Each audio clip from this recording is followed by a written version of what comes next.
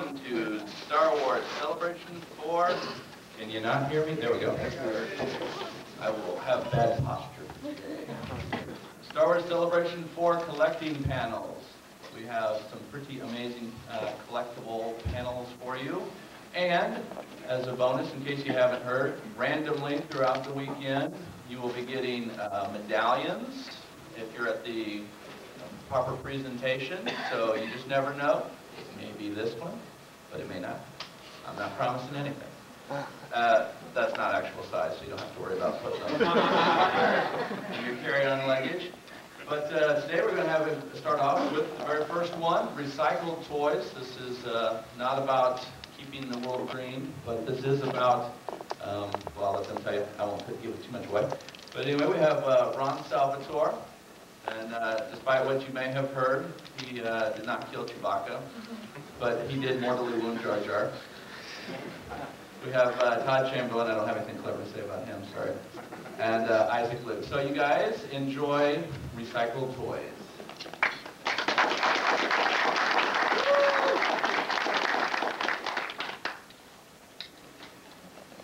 Testing. Can you hear me? All right.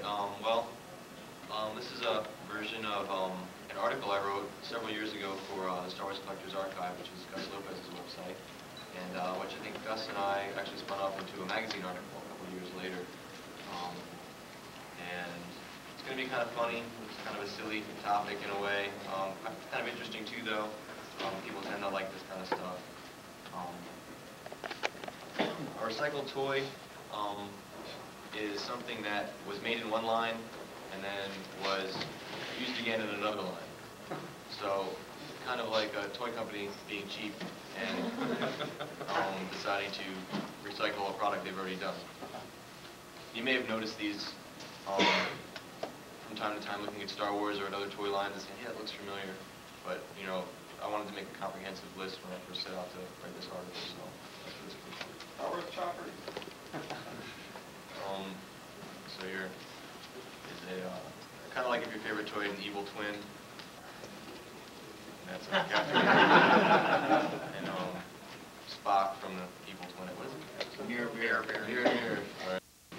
Turn in my sci-fi card.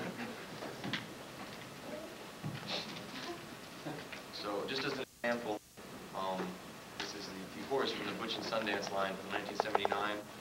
Butch and Sundance was a unsuccessful sequel to Butch Cassidy and the Sundance Kid. And it may look familiar to some of you because it was later made into the Indiana Jones horse. Wow. Todd is a big Indy collector.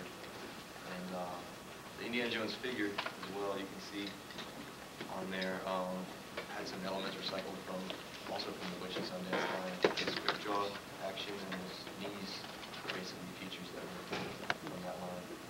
That's just an example. Why would you recycle? Obviously the ability to reuse design and tooling stuff saves money, and the time element takes about a year to make a toy and get it to market, and those are basically the reasons. There's just another thing about how long it takes. The creation of the tooling is considered one of the most significant expenses that a company will put into the production of a line, and so, and again, once they've actually outlaid that expense, if they can keep on reusing it, there's, you know, thousands and thousands of dollars that can be saved from that. You know, paper products are really cheap. Like, that's why we have so many of these cards. We're still giving out years later because it's so easy to make a lot of stuff really quickly. But the plastic stuff that has to be injection molded is really expensive, and that's mostly to cut the tooling, which is metal. You know, and once you have that tooling, you can, like Todd said, it makes sense to keep using it as long as possible. Also in this area, you know, a lot of these items are tied to movies. Movies are particularly a risky prospect for a toy company. Star Wars was actually, as you probably know, one of the first licensing properties in movies to really go crazy, and that really created movie licensing for toys in a lot of ways. So you see a lot of these products are tied to films. You know, Robin Hood, you'll see later, Indy, Raiders of the Lost Ark line, Butch and Sundance, Batman. And a lot of times a company will get a license. Kenner got Star Wars without even having much of an idea of what they were going to make in a lot of ways. And once the movie exploded, then it was like, well, geez, we have to come out with all this stuff. how do you do that quickly? You pull stuff out of other lines and stick a Star Wars sticker on it, basically.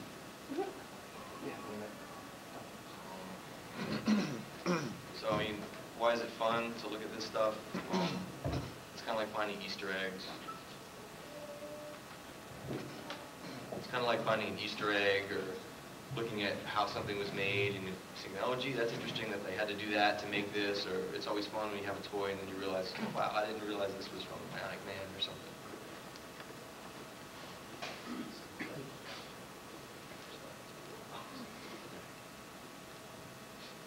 So for the Star Wars years, I mean, it's pretty probably self-explanatory on the screen there.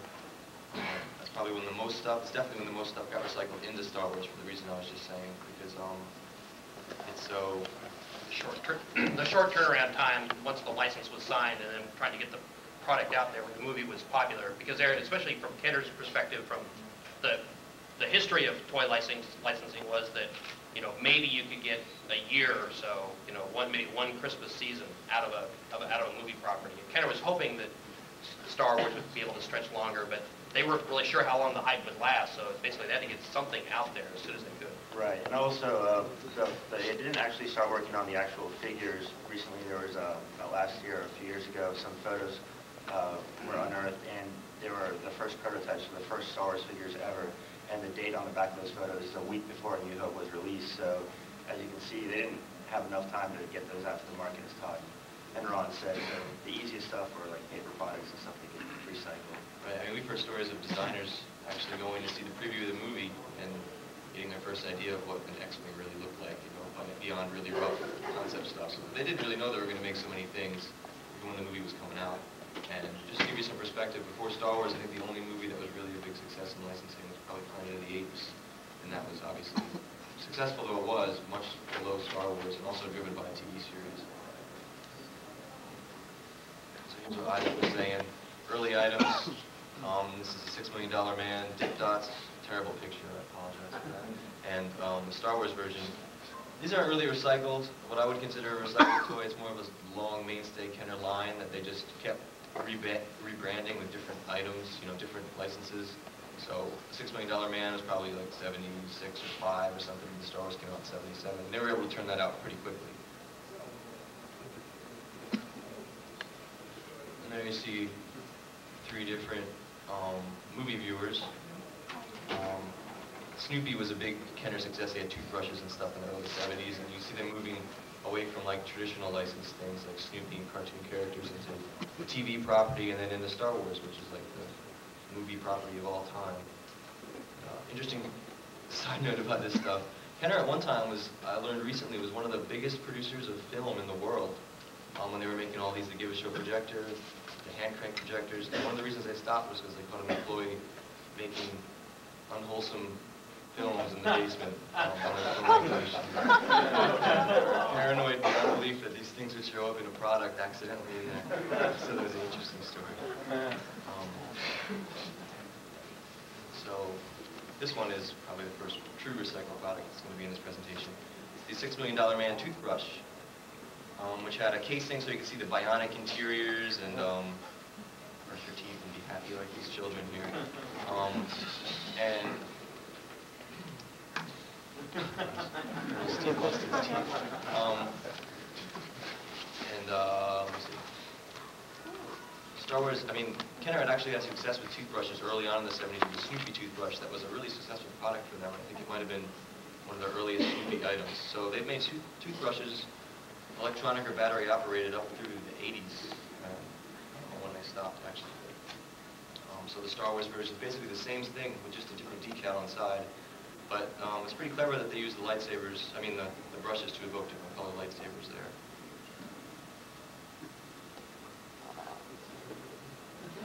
And you see the kids on both packages.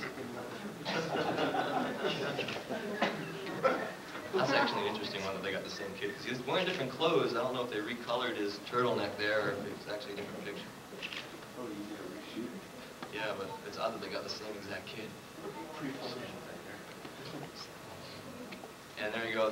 Obviously, the Wicked, the Ewok toothbrush, which I saw on an auction yesterday downstairs, is not recycled in form, but the concept is pretty much the same. Basically, kind of trying to continue their success with that product.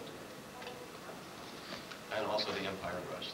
Kenner made Empire and Return of the Jedi catalog only for certain retailers at Sears. Dunkin' knows. But so that's an Empire one. It can come packaged. Actually, the Empire, there's a very, very limited release of the Empire on a Empire logo card. But I've only seen a handful. Actually, it might be in fact, it could even be the Star Wars in the Empire card. But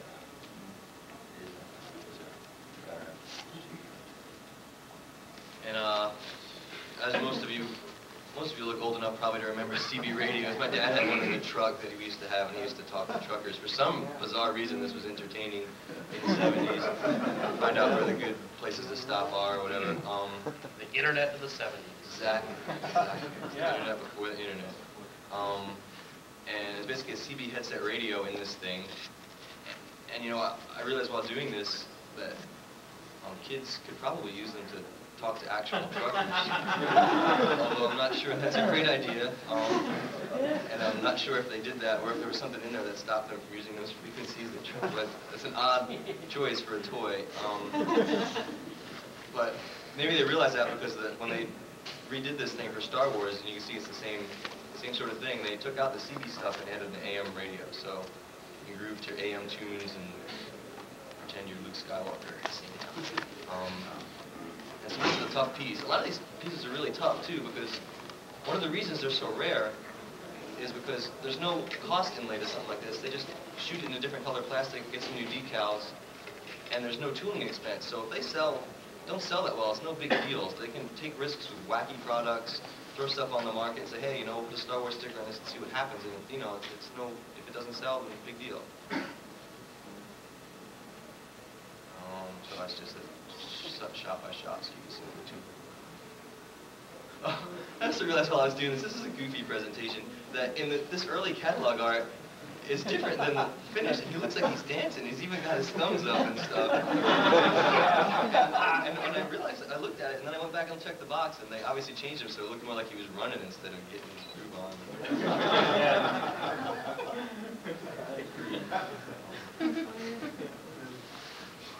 Vans. Custom vans are real popular in the 70s too. You know, lots of plush carpeting in there, disco ball. And SSP was a big thing with Kenner with it. It's like a ripcord, and you can pull it, and the wheels turn, and the things take off. So they made these. These are the old versions. And these are the Star Wars versions. Those are a pretty tough item. Something that's just unboxed. And that's a really bad picture of the van set. Old picture. This is a tough piece too. That was a scene taken from the movie, right? Yeah, that's when I don't think that was in the movie actually. I need some Star Wars pylons.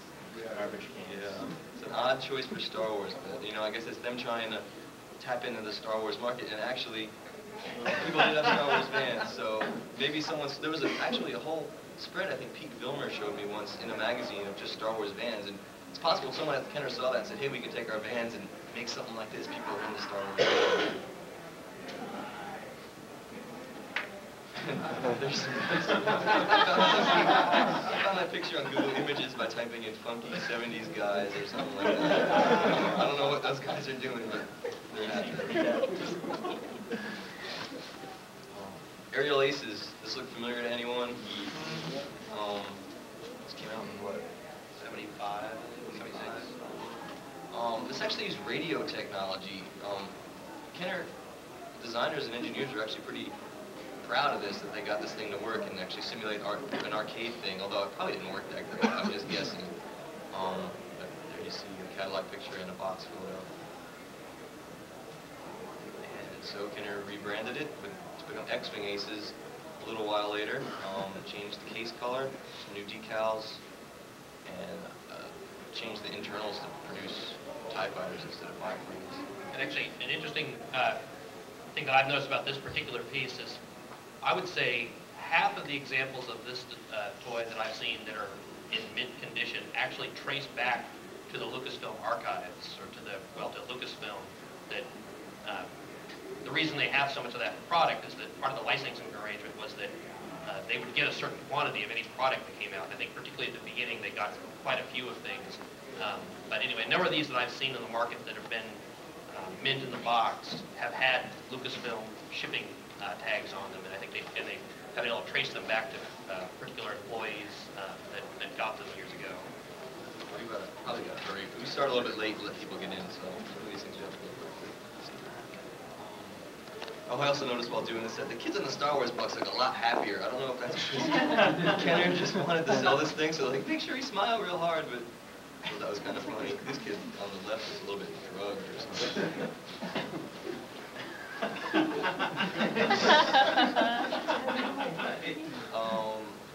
Looks like Paris Hilton on the left, but it's actually Dusty. She's like a sporty. Kenner wanted to kind of get into the teen market, like kind of like Barbie's a glamour doll, so I'm sure Dusty was like, oh, the sporty teen girl. And her body's kind of like a teen looking, oh, it sounds a little dirty. She's a younger looking doll. And so when it came time to make Leia, who's also a young lady, her body was pretty ideal. I only could get a lousy photo of that Leia, but you can get the idea there. The arms were changed. Dusty has like wrists that allow her to hold trench rackets and stuff. I thought that was an interesting. I think the body's exactly the same aside from the arms.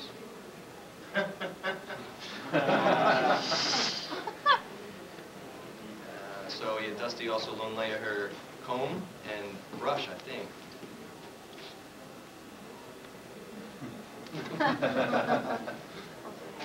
Steve Scout was the official action figure line of the Boy Scouts in the 70s. I don't think the Boy Scouts have an action figure line anymore. He was kind of attempt to be like another thing, like where G.I. Joe's like an adult doll, this is like a teen and boy thing, and the same thing to sell lots of accessories was the point. So Luke's grappling hook comes from him.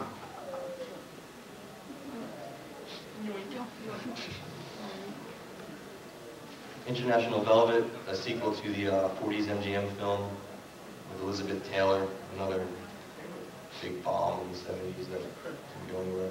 But Kenner must have got with the film company, with MGM, I think, again, to produce this thing, and started Tatum O'Neal. I thought Tatum was designing. This is the doll, the full shots from the box. These might look familiar to you because they were used on the Han Solo doll. Large size figure, I'm sorry. So this is another instance of, this thing came out right before Han did, so they must have been, from the start, they must have thought that, they must have looked at them and said, hey, we could use these for the Star Wars line too, and pulled them out of there. I thought Han's medal came from some other line, but I couldn't remember what it was, or maybe I was just fooling myself. But if anyone ever remembers where Han's medal comes from, or sees something that looks familiar, let me know.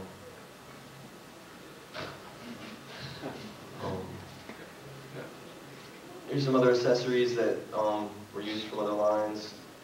Colonel Steve Austin's goggles there were used as Han's goggles.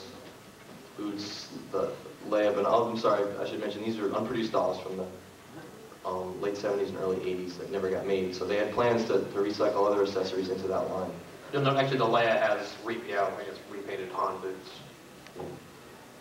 Yeah, painted them on.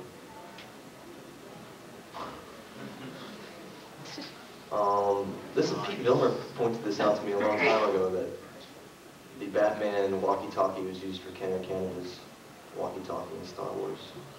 Really a cheap item. Cheap when it was made. So the ESB line, Empire Strikes Back, by this point, Star Wars was actually a behemoth, you know, and they were ready to go with this thing. They started doing it in the late 70s, and Kenner was all geared with a big line of products, so nothing really got recycled into the Star Wars line, but stuff started getting recycled out of it during these years. One of my favorites, Creature Cantina.